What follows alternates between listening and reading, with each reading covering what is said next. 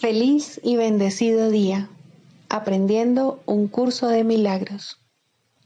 El secreto de la verdadera oración es olvidarte de las cosas que crees necesitar. Pedir algo específico es igual que ver el pecado primero y luego perdonarlo. Del mismo modo, al orar pasas por alto tus necesidades específicas, tal como las ves, y las dejas en manos de Dios. Ahí se convierten en los regalos que le haces, pues le dicen que no antepondrás otros dioses a Él, ni que quieres otro amor que el suyo. Este libro es un comienzo, no un final. Del prefacio, que postula, párrafo 3. Del conocimiento y de la percepción surgen dos sistemas de pensamiento distintos que se oponen entre sí en todo. En el ámbito del conocimiento no existe ningún pensamiento aparte de Dios, porque Dios y su creación comparten una sola voluntad. El mundo de la percepción, por otra parte, se basa en la creencia en opuestos, en voluntades separadas y en el perpetuo conflicto que existe entre ellas y Dios. Lo que la percepción ve y oye parece real porque sólo admite en la conciencia aquello que concuerda con los deseos del perceptor. Esto da lugar a un mundo de ilusiones, mundo que es necesario defender sin descanso, precisamente porque no es real. Introducción. Este es un curso de milagros, es un curso obligatorio. Solo el momento en que decides tomarlo es voluntario. Tener libre albedrío no quiere decir que tú mismo puedas establecer el plan de estudios. Significa únicamente que puedes elegir lo que quieres aprender en cualquier momento dado. Este curso no pretende enseñar el significado del amor, pues eso está más allá de lo que se puede enseñar. Pretende, no obstante, despejar los obstáculos que impiden experimentar la presencia del amor, el cual es tu herencia natural. Lo opuesto al amor es el miedo, pero aquello que todo lo abarca no puede tener opuestos. Este curso puede, por lo tanto, resumirse muy simplemente de la siguiente manera. Nada real puede ser amenazado. Nada irreal existe. En esto radica la paz de Dios. Capítulo 1.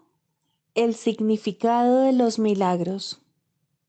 Primero, principios de los milagros. Principio 2. Los milagros, de por sí, no importan. Lo único que importa es su origen, el cual está más allá de toda posible evaluación. Capítulo 18. El final del sueño. 6. Más allá del cuerpo. No hay nada externo a ti. Esto es lo que finalmente tienes que aprender, pues es el reconocimiento de que el reino de los cielos te ha sido restaurado, pues eso fue lo único que Dios creó, y Él no lo abandonó ni se separó a sí mismo de Él. El reino de los cielos es la morada del Hijo de Dios, quien no abandonó a su Padre ni mora separado de Él. El cielo no es un lugar, ni tampoco una condición.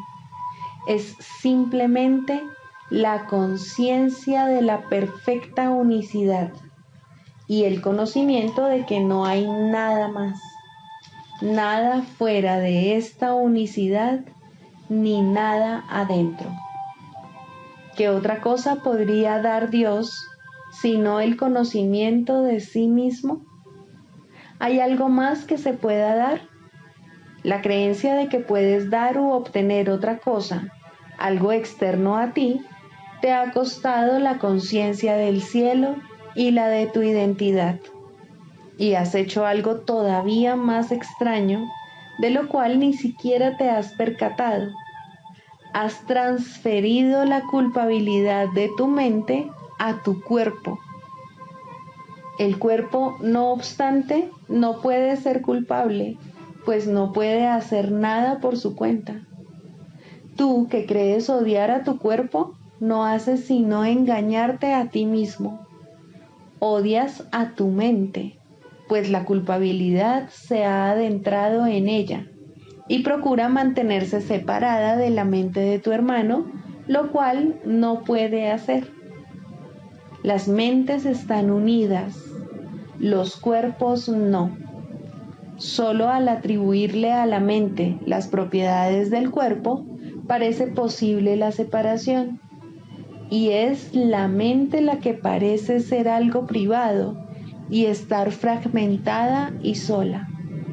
Proyecta su culpabilidad, que es lo que la mantiene separada, sobre el cuerpo, el cual sufre y muere, porque se le ataca a fin de mantener viva la separación en la mente e impedir que conozca su identidad. La mente no puede atacar, pero puede forjar fantasías y ordenarle al cuerpo que las exteriorice. Mas lo que el cuerpo hace nunca parece satisfacer a la mente. A menos que la mente crea que el cuerpo está realmente exteriorizando sus fantasías, lo atacará proyectando aún más culpabilidad sobre él. En esto la mente está claramente engañada. No puede atacar, pero sostiene que sí puede. Y para probarlo, se vale de lo que hace para hacerle daño al cuerpo. La mente no puede atacar, pero puede engañarse a sí misma. Y eso es todo lo que hace cuando cree que ha atacado al cuerpo. Puede proyectar su culpabilidad, pero no puede deshacerse de ella proyectándola. Y aunque es obvio que puede percibir la función del cuerpo erróneamente, no puede cambiar la función que el Espíritu Santo le asignó a éste. El cuerpo no es el fruto del amor. Aún así, el amor no lo condena y puede emplearlo amorosamente, respetando lo que el Hijo de Dios engendró y utilizándolo para salvar al Hijo de sus propias ilusiones. ¿No te gustaría que los medios de la separación fueran reinterpretados como medios de salvación y se usasen para los fines del amor? ¿No le darías la bienvenida y le prestarías tu apoyo a este intercambio de fantasías de venganza por tu liberación de ellas? La percepción que tienes del cuerpo puede ser ciertamente enfermiza, pero no debes proyectar eso sobre él, pues tu deseo de hacer que lo que no tiene la capacidad de destruir sea destructivo, no puede tener ningún efecto real. Lo que Dios creó solo puede ser como Él quiere que sea, pues así lo dispone su voluntad. Tú no puedes hacer que su voluntad sea destructiva. Puedes, no obstante, forjar fantasías en las que tu voluntad entra en conflicto con la suya, pero eso es todo. Es una locura usar el cuerpo como chivo expiatorio sobre el que descargar tu culpabilidad, dirigiendo sus ataques y culpándolo luego por lo que tú mismo quisiste que hiciese. Es imposible exteriorizar fantasías, pues éstas siguen siendo lo que tú deseas y no tienen nada que ver con lo que el cuerpo hace. El cuerpo no sueña con ellas y lo único que éstas hacen es convertirlo en un lastre en vez de en algo útil, pues las fantasías han hecho de tu cuerpo tu enemigo, algo débil, vulnerable y traicionero, merecedor del odio que le tienes. ¿De qué te ha servido todo esto? Te has identificado con eso que odias, el instrumento de venganza y la aparente fuente de tu culpabilidad. Le has hecho esto a algo que no tiene significado, proclamándolo la morada del Hijo de Dios y haciendo luego que se vuelva contra él. Este es el anfitrión de Dios que tú has engendrado, y ni Dios ni su Santísimo Hijo pueden hospedarse en una morada donde reina el odio y donde tú has sembrado semillas de venganza, violencia y muerte. Esa cosa que engendraste para que estuviese al servicio de tu culpabilidad se interpone entre ti y otras mentes. Las mentes están unidas, pero tú no te identificas con ellas. Te ves a ti mismo encerrado en una celda aparte, aislado e inaccesible, y tan incapaz de establecer contacto con otros como de que otros lo establezcan contigo. Odias esta prisión que has construido y procuras destruirla, pero no quieres escaparte de ella ni dejarla indemne y libre de toda culpa. Sin embargo, esa es la única manera de escapar. La morada de la venganza no es tu hogar. El lugar que reservaste para que albergase a tu odio no es una prisión, sino una ilusión de ti mismo. El cuerpo es un límite que se le impone a la comunicación universal, la cual es un atributo eterno en la mente. Mas la comunicación es algo interno. La mente se extiende hasta sí misma. No se compone de diferentes partes que se extienden hasta otras. No sale afuera. Dentro de sí misma es ilimitada y no hay nada externo a ella. Lo abarca todo. Te abarca completamente. Tú te encuentras dentro de ella y ella dentro de ti. No hay nada más en ninguna parte, ni jamás lo habrá. El cuerpo es algo externo a ti y solo da la impresión de rodearte, de aislarte de los demás y de mantenerte separado de ellos y a ellos de ti. Pero el cuerpo no existe. No hay ninguna barrera entre Dios y su Hijo no puede estar separado de sí mismo, salvo en ilusiones. Esa no puede ser su realidad, aunque Él crea que lo es. Solo podría serlo si Dios se hubiese equivocado. Dios habría tenido que crear de modo diferente y haberse separado de su Hijo para que eso fuese posible. Él habría tenido que crear diferentes cosas y establecer diferentes órdenes de realidad de los que solo algunos fuesen amor. Pero el amor tiene que ser eternamente igual a sí mismo, sin alternativas e inmutable para siempre. Y, por lo tanto, así es. Tú no puedes poner una barrera a tu alrededor porque Dios no puso ninguna entre tú y Él. Puedes alzar la mano y tocar el cielo. Tú, cuya mano se encuentra asida a la de tu hermano, has comenzado a extenderte más allá del cuerpo, pero no fuera de ti mismo, para alcanzar juntos la identidad que compartís. ¿Cómo iba a encontrarse dicha identidad fuera de vosotros donde Dios no está? ¿Acaso es Él un cuerpo? ¿E iba a haberte creado diferente de sí mismo y donde Él no podría morar? Él es lo único que te rodea. ¿Qué limitaciones puedes tener tú a quien Él abarca? Todo el mundo ha experimentado lo que podría describirse como una sensación de ser transportado más allá de sí mismo.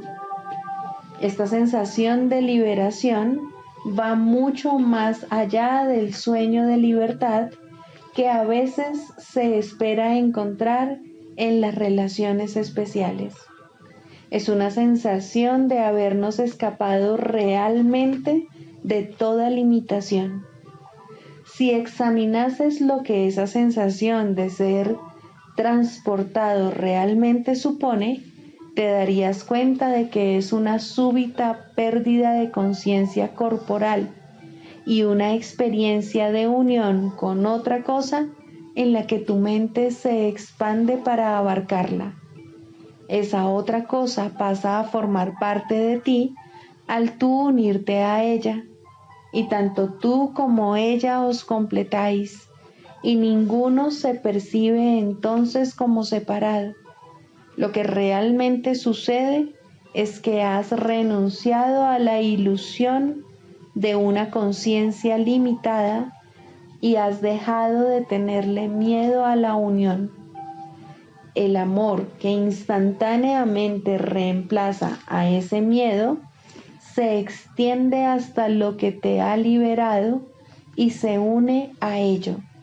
Y mientras esto dura, no tienes ninguna duda acerca de tu identidad ni deseas limitarla.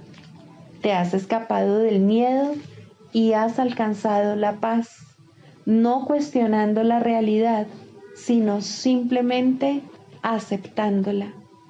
Has aceptado esto en lugar del cuerpo y te has permitido a ti mismo ser uno con algo que se encuentra más allá de este, al simplemente no permitir que tu mente esté limitada por él. Esto puede ocurrir independientemente de la distancia física que parezca haber entre ti y aquello a lo que te unes, independientemente de vuestras respectivas posiciones en el espacio o de vuestras diferencias de tamaño y aparente calidad. El tiempo es irrelevante. La unión puede ocurrir con algo pasado, presente o con algo que se prevé. Ese algo puede ser cualquier cosa y estar en cualquier parte. Puede ser un sonido, algo que se ve, un pensamiento, un recuerdo o incluso una idea cualquiera sin ninguna referencia concreta.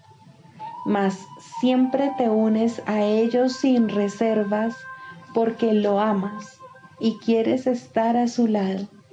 Por eso te apresuras a ir a su encuentro, dejando que tus limitaciones se desvanezcan, aboliendo todas las leyes que tu cuerpo obedece y apartándote serenamente de ellas. No hay violencia alguna en este escape. No se ataca al cuerpo, sino simplemente se le percibe correctamente. El cuerpo no puede limitarte, ya que esa no es tu voluntad. En realidad, no se te saca de él, ya que no puede contenerte. Te diriges hacia donde realmente quieres estar, adquiriendo, no perdiendo, una sensación de ser. En estos instantes en que te liberas de toda restricción física, experimentas mucho de lo que sucede en el instante santo. Un levantamiento de las barreras del tiempo y del espacio, una súbita experiencia de paz y alegría. Mas, por encima de todo, pierdes toda conciencia del cuerpo y dejas de dudar acerca de si todo esto es posible o no. Es posible porque tú lo deseas. En la súbita expansión de conciencia que tiene lugar, solo con que tú lo desees, reside el irresistible atractivo del instante santo. Te exhorta a que seas tú mismo en la seguridad de su abrazo. Ahí se te libera de todas las leyes de la limitación y se te da la bienvenida a la mentalidad receptiva y a la libertad. Ven a este lugar de refugio donde puedes ser tú mismo en paz, no mediante la destrucción ni mediante un escape, sino simplemente mediante una serena fusión, pues la paz se unirá a ti allí sencillamente porque has estado dispuesto a abandonar los límites que le habías impuesto al amor y porque te uniste a él allí donde mora y a donde te condujo en respuesta a su dulce llamada a que estés en paz.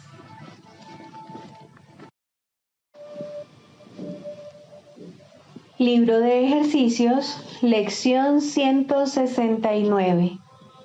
Por la gracia vivo, por la gracia soy liberado. La gracia es el atributo del amor de Dios que más se asemeja al estado que prevalece en la unidad de la verdad. Es la aspiración más elevada que se puede tener en el mundo, pues conduce más allá de él. Se encuentra más allá del aprendizaje, aunque es su objetivo, pues la gracia no puede arribar hasta que la mente no se haya preparado a sí misma para aceptarla de verdad. La gracia se vuelve inevitable para aquellos que han preparado un altar donde ésta pueda ser dulcemente depositada y gustosamente recibida. Un altar inmaculado y santo para este don. La gracia es la aceptación del amor de Dios en un mundo de aparente odio y miedo. Solo mediante la gracia pueden desaparecer el odio y el miedo, pues la gracia da lugar a un estado tan opuesto a todo lo que el mundo ofrece, que aquellos cuyas mentes están iluminadas por el don de la gracia, no pueden creer que el mundo del miedo sea real. La gracia no es algo que se aprende. El último paso tiene que ir más allá de todo aprendizaje. La gracia no es la meta que este curso aspira a alcanzar. No obstante, nos preparamos para aquella en el sentido de que una mente receptiva pueda oír la llamada a despertar. Dicha mente no se ha cerrado completamente a la voz de Dios. Se ha dado cuenta de que hay cosas que no sabe y por lo tanto está lista para aceptar un estado completamente diferente de la experiencia con la que se siente a gusto por resultarle familiar. Tal vez parezca que estamos contradiciendo nuestra afirmación de que el momento en que la revelación de que el Padre y el Hijo son uno ya se ha fijado, pero hemos dicho también que la mente es la que determina cuándo ha de ocurrir ese momento y que ya lo ha hecho. Te exhortamos, no obstante, a que des testimonio de la palabra de Dios para hacer que la experiencia de la verdad llegue más pronto y para acelerar su advenimiento a toda mente que reconozca los efectos de la verdad en ti. La unidad es simplemente la idea de que Dios es, y en su ser Él abarca todas las cosas Ninguna mente contiene nada que no sea Él. Decimos Dios es y luego guardamos silencio, pues en ese conocimiento las palabras carecen de sentido. No hay labios que las puedan pronunciar, ni ninguna parte de la mente es lo suficientemente diferente del resto como para poder sentir que ahora es consciente de algo que no sea ella misma. Se ha unido a su fuente y, al igual que ella, simplemente es. No podemos hablar, escribir, ni pensar en esto en absoluto, pues aflorará en toda mente cuando el reconocimiento de que su voluntad es la de Dios se haya dado y recibido por completo. Ello hace que la mente retorne al eterno presente, donde el pasado y el futuro son inconcebibles. El eterno presente yace más allá de la salvación, más allá de todo pensamiento de tiempo, de perdón y de la santa faz de Cristo. El Hijo de Dios simplemente ha desaparecido en su Padre, tal como su Padre ha desaparecido en Él. El mundo jamás ha tenido lugar. La eternidad permanece como un estado constante. Esto está más allá de la experiencia que estamos tratando de acelerar. No obstante, cuando se enseña y se aprende lo que es el perdón, ello trae consigo experiencias que dan testimonio de que el momento en que la mente misma decidió abandonarlo todo excepto esto, está por llegar. No es que realmente lo podamos acelerar, toda vez que lo que vas a ofrecer es algo que simplemente se había ocultado de aquel que enseña el significado del perdón. Todo aprendizaje ya se encontraba en su mente, consumado y completo. Él reconoció todo lo que el tiempo encierra y se lo dio a todas las mentes para que cada una de ellas pudiera determinar, desde una perspectiva en la que el tiempo ha terminado, cuándo ha de ser liberada para la revelación y la eternidad.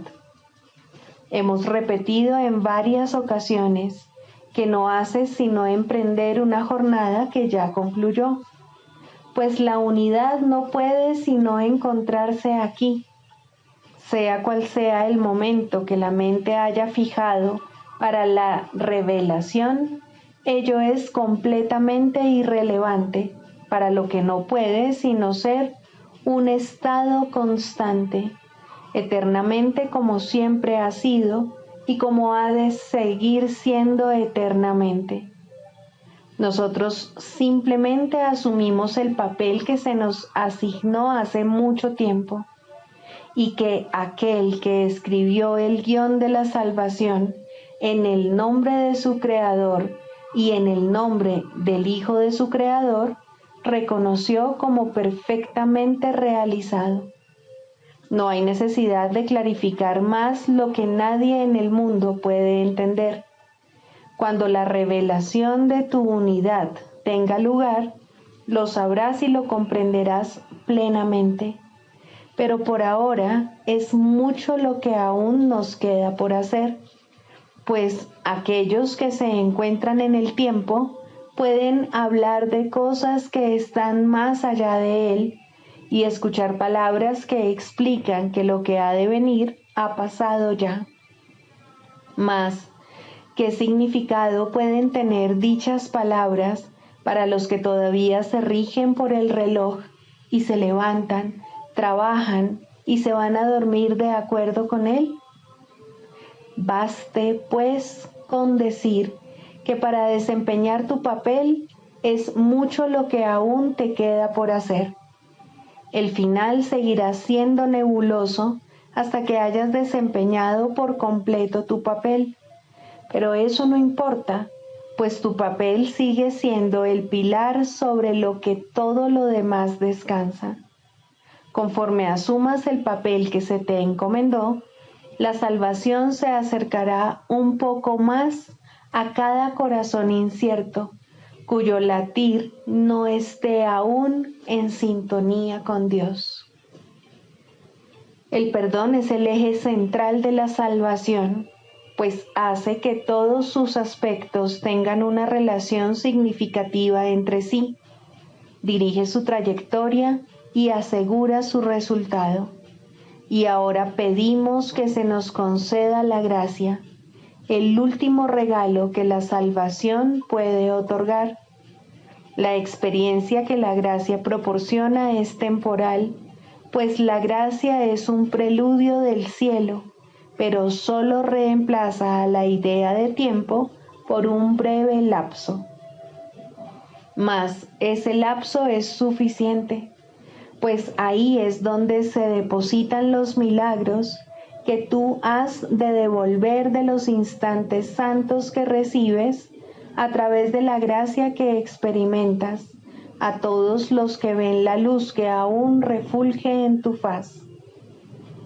¿Qué es la faz de Cristo sino la de aquel que se adentró por un momento en la intemporalidad y al volver trajo consigo, para bendecir al mundo, un claro reflejo de la unidad que experimentó allí?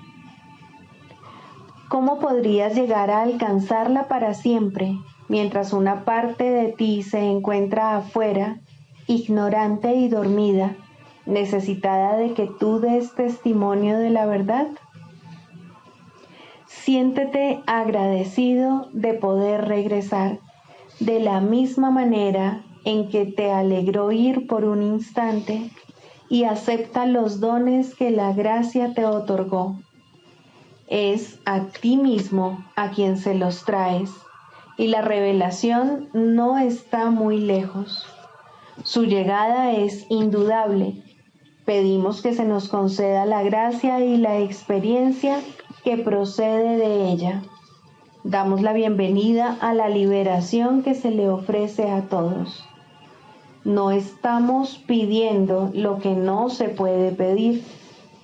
No tenemos nuestras miras puestas en aquello que está más allá de lo que la gracia puede conceder, pues eso lo podemos dar con la gracia que se nos ha concedido. Nuestro objetivo de aprendizaje de hoy no excede lo que expresa esta plegaria, mas que puede haber en el mundo que sobrepase lo que en este día le pedimos a aquel que nos concede la gracia que pedimos, tal como se la concedió a él. Por la gracia vivo, por la gracia soy liberado, por la gracia doy, por la gracia he de liberar.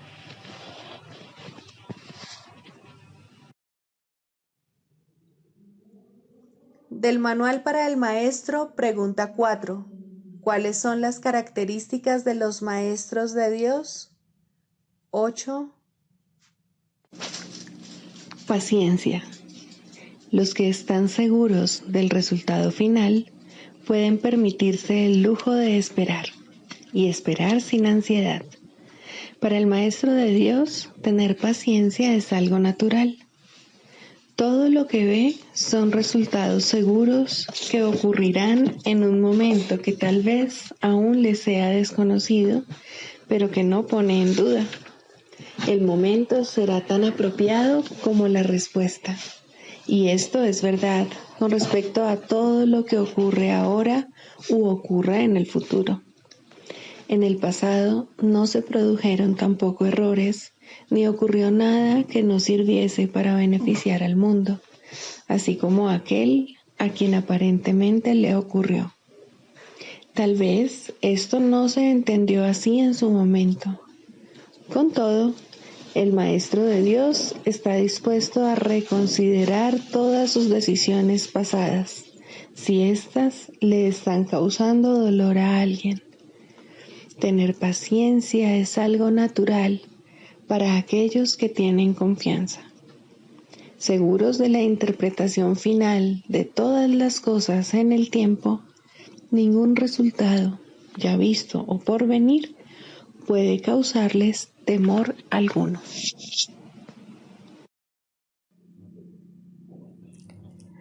Manual para el maestro. Pregunta 18. ¿Cómo se lleva a cabo la corrección? Hasta que el Maestro de Dios no haya dejado de confundir las interpretaciones con los hechos y las ilusiones con la verdad, no podrá tener lugar una corrección de naturaleza duradera, que es a la única a la que se le puede llamar verdadera corrección. Si discute con su alumno acerca de un pensamiento mágico, ataca dicho pensamiento, trata de probar que es erróneo o demostrar su falsedad, solo estará dando testimonio de su realidad. Esto conduce inevitablemente a la depresión, pues habrá probado tanto a su alumno como a sí mismo que la tarea de ambos es escapar de lo que es real. Y esto es de todo punto imposible. La realidad es inmutable. Los pensamientos mágicos no son sino ilusiones, pues, de no ser así, la salvación no sería más que el mismo sueño irrealizable de siempre, solo que con una nueva fachada. El sueño de la salvación, en cambio, tiene un nuevo contenido, y la diferencia entre ambos no estriba solo en la forma. La lección más importante que los maestros de Dios deben aprender es cómo reaccionar sin ira ante los pensamientos mágicos. Solo de esta manera pueden proclamar la verdad acerca de sí mismos. El Espíritu Santo puede entonces hablar a través de ellos acerca de la realidad del Hijo de Dios y recordarle al mundo lo que es la impecabilidad, la única condición inalterada e inalterable de todo cuanto Dios creó. El Espíritu Santo puede ahora proclamar la palabra de Dios a oídos atentos y llevar la visión de Cristo a ojos que ven. Ahora Él es libre de enseñarles a todas las mentes lo que ellas en realidad son, para que gustosamente les sean devueltas a Él. Y ahora, en su visión y en la palabra de Dios, se perdona y se pasa por alto completamente la culpabilidad. La ira no hace más que proferir a gritos: la culpabilidad es real. La realidad queda obliterada cuando esta creencia de mente reemplaza a la palabra de Dios. Ahora son los ojos del cuerpo los que ven y sus oídos los únicos que pueden oír. El limitado espacio que ocupa y su exiguo aliento se convierten en el criterio con el que medir la realidad. Y la verdad se vuelve diminuta e insignificante. La corrección tiene una sola respuesta para todo esto y para todo el mundo que se basa en ello. Confundes tus interpretaciones con la verdad y te equivocas, mas un error no es un pecado, ni tus errores han derrocado a la realidad de su trono.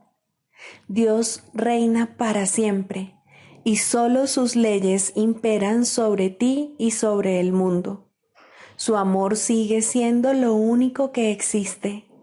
El miedo es una ilusión, pues tú eres como Dios.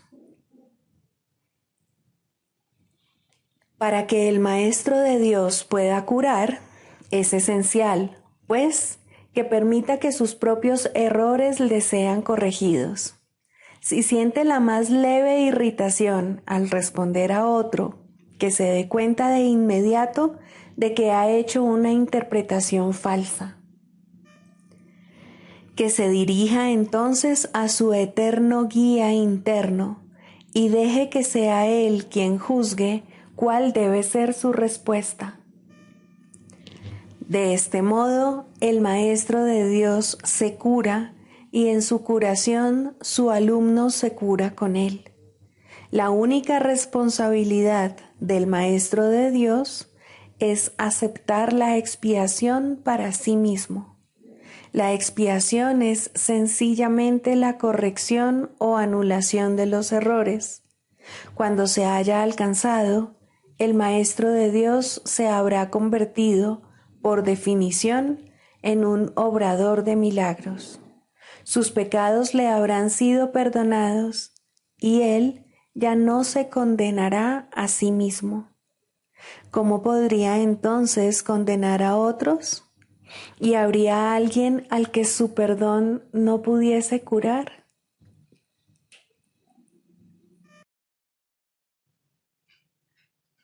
Clarificación de términos.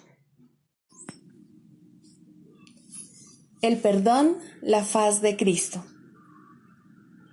El perdón es el medio que nos lleva a Dios y que nos permite alcanzarle, mas es algo ajeno a Él. Es imposible concebir que algo creado por Él pueda necesitar perdón. El perdón, entonces, es una ilusión, pero debido a su propósito, que es el del Espíritu Santo, hay algo en ella que hace que sea diferente. A diferencia de las demás ilusiones, nos aleja del error en vez de acercarnos a él. Al perdón podría considerársele una clase de ficción feliz, una manera en la que los que no saben pueden salvar la brecha entre su percepción y la verdad. No pueden pasar directamente de la percepción al conocimiento, porque no creen que esa sea su voluntad. Esto hace que Dios parezca ser un enemigo en lugar de lo que realmente es, y es precisamente esta percepción de mente la que hace que no estén dispuestos a simplemente ascender y retornar a Él en paz. Y de este modo necesitan una ilusión de ayuda, porque se encuentran desvalidos, un pensamiento de paz porque están en conflicto. Dios sabe lo que su Hijo necesita antes de que Él se lo pida. Dios no se ocupa en absoluto de la forma, pero al haber otorgado el contenido, su voluntad es que se comprenda, y eso basta. Las formas se adaptan a las necesidades, pero el contenido es inmutable, tan eterno como su creador. Antes de que el recuerdo de Dios pueda retornar, es necesario ver la faz de Cristo. La razón es obvia. Para ver la faz de Cristo se requiere percepción. El conocimiento no es algo que se pueda ver, pero la faz de Cristo es el gran símbolo del perdón.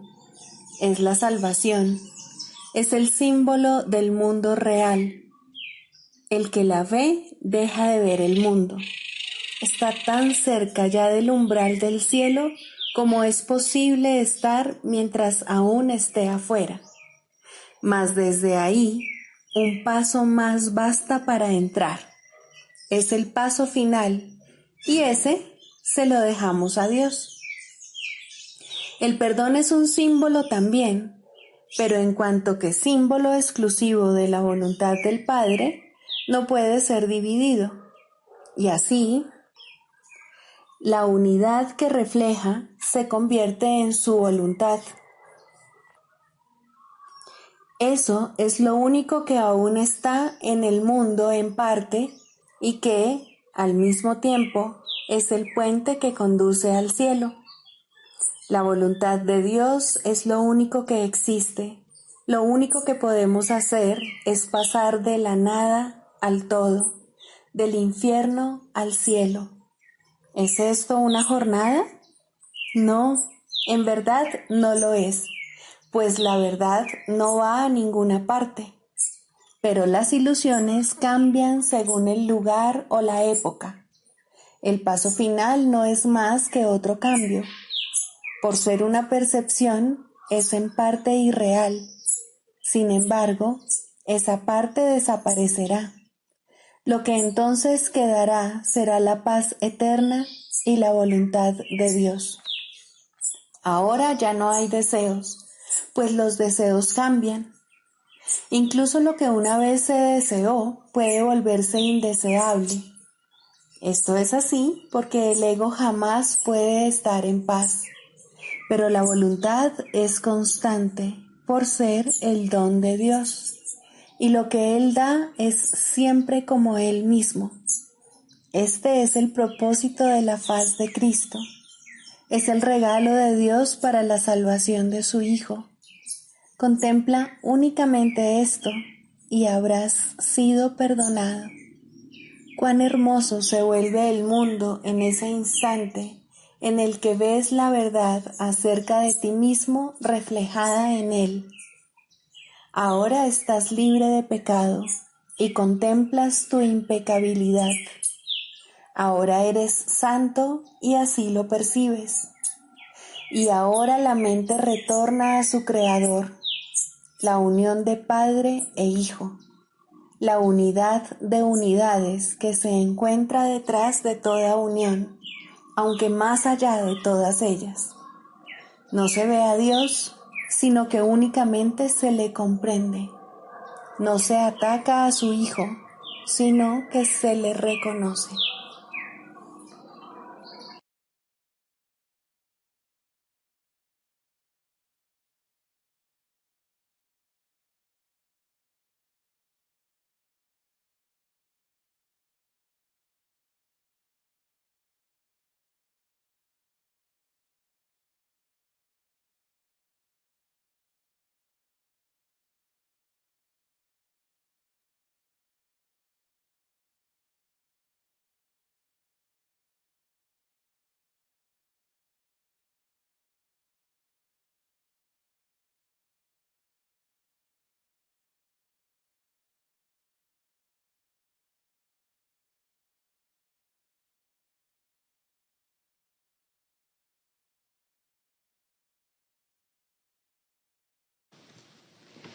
Psicoterapia, segundo, el proceso de la psicoterapia.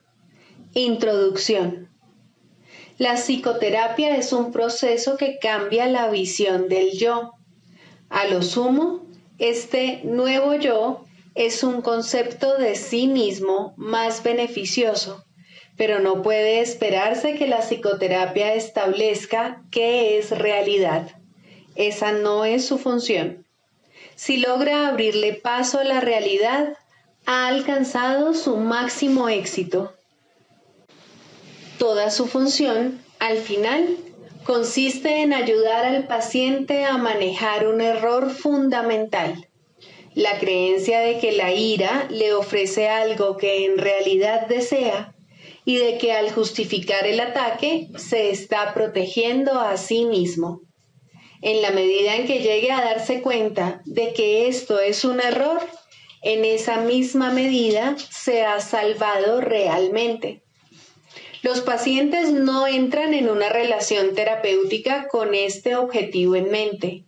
Por el contrario, tales conceptos significan poco para ellos o no necesitarían ayuda. Su objetivo es ser capaces de conservar su concepto del yo exactamente como está, pero sin el sufrimiento que ello conlleva. Todo su equilibrio descansa sobre la insensata creencia de que esto es posible. Y como resulta tan claramente imposible para la mente sana, lo que buscan es magia. En las ilusiones, lo imposible se consigue fácilmente, pero a costa de hacer realidad las ilusiones. El paciente ya ha pagado su precio. Ahora quiere una ilusión mejor. Al comienzo, pues, La meta del paciente y la del terapeuta son divergentes. Tanto el terapeuta como el paciente pueden abrigar falsos conceptos de sí mismos, pero aún así sus respectivas percepciones sobre la mejoría deben ser distintas. El paciente espera aprender a lograr los cambios que quiere sin cambiar su concepto de sí mismo de manera significativa. De hecho, espera que ese concepto se estabilice lo suficiente para incluir en el mismo los poderes mágicos que busca en la psicoterapia. Desea volver invulnerable lo vulnerable e ilimitado lo finito. El yo que ve es su Dios y lo único que busca es servirle mejor. Sin importar cuán sincero pueda ser el propio terapeuta, debe querer cambiar el concepto que el paciente tiene de sí mismo de alguna manera que considera real. La tarea de la terapia es reconciliar estas diferencias. Con suerte, ambos aprenderán a abandonar sus metas originales, pues solo en las relaciones puede hallarse la salvación. Al comienzo, es inevitable que tanto los pacientes como los terapeutas acepten metas irreales que no están completamente libres de matices mágicos. Finalmente, estas se abandonarán en las mentes de ambos. El canto de la oración. Tercero, orar por otros. Dijimos que siempre oras por ti mismo y así es. ¿Por qué entonces debes orar por otros? Y si debes hacerlo, ¿cómo lo debes hacer? Orar por otros, si se ha entendido correctamente, se convierte en el medio para eliminar la culpa que has proyectado sobre tu hermano y poder reconocer que no es él quien te está haciendo daño. Antes de que se te pueda salvar de la culpa, debes renunciar al pensamiento venenoso de que él es tu enemigo, tu malvada contraparte, tu némesis. El medio para alcanzar esto es la oración de un poder creciente y metas ascendentes hasta que finalmente llega a Dios. Las formas iniciales de la oración en los primeros peldaños de la escalera no están libres de envidia y malicia, claman venganza, no amor. Tampoco proceden de alguien que entiende que son peticiones de muerte hechas con miedo por quienes atesoran la culpa.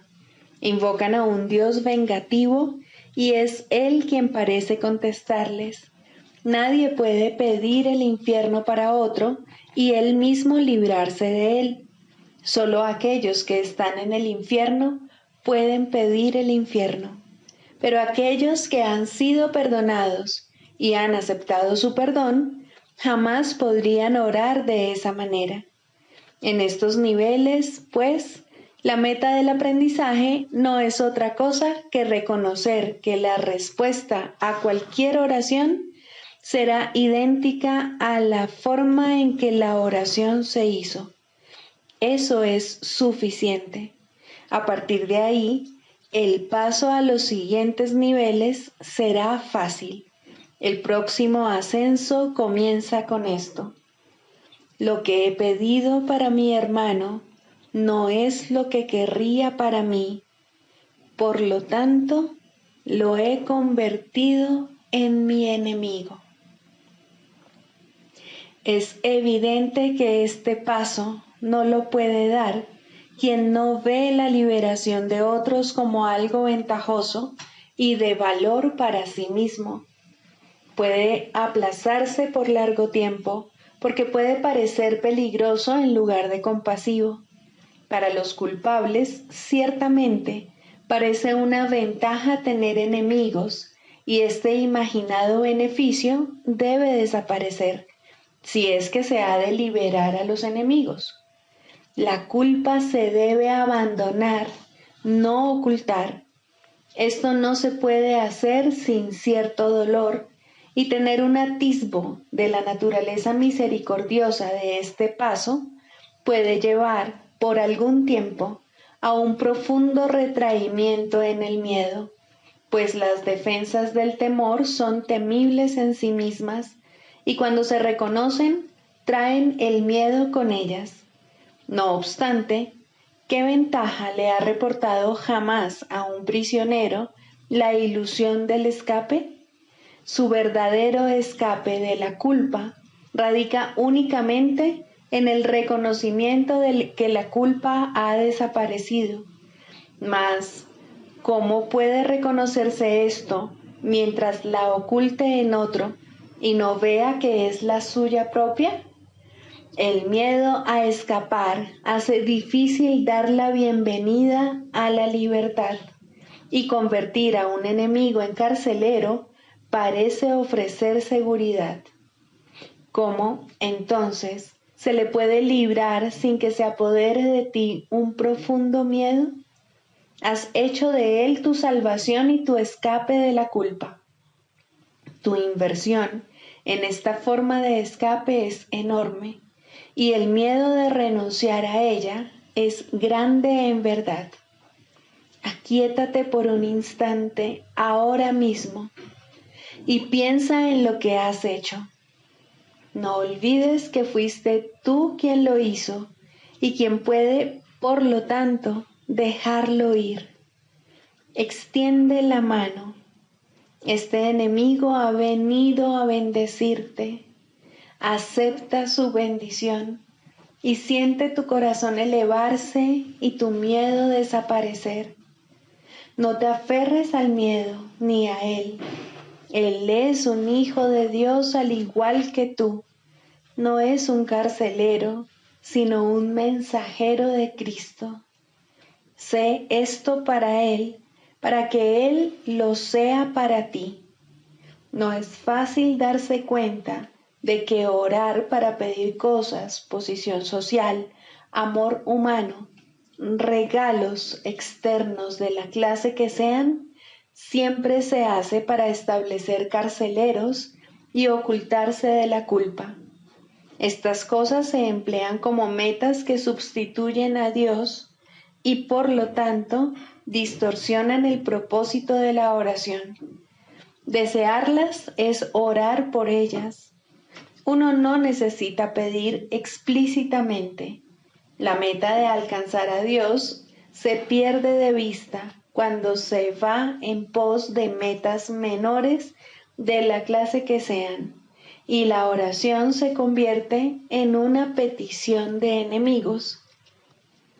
Incluso en esto se puede ver claramente el poder de la oración.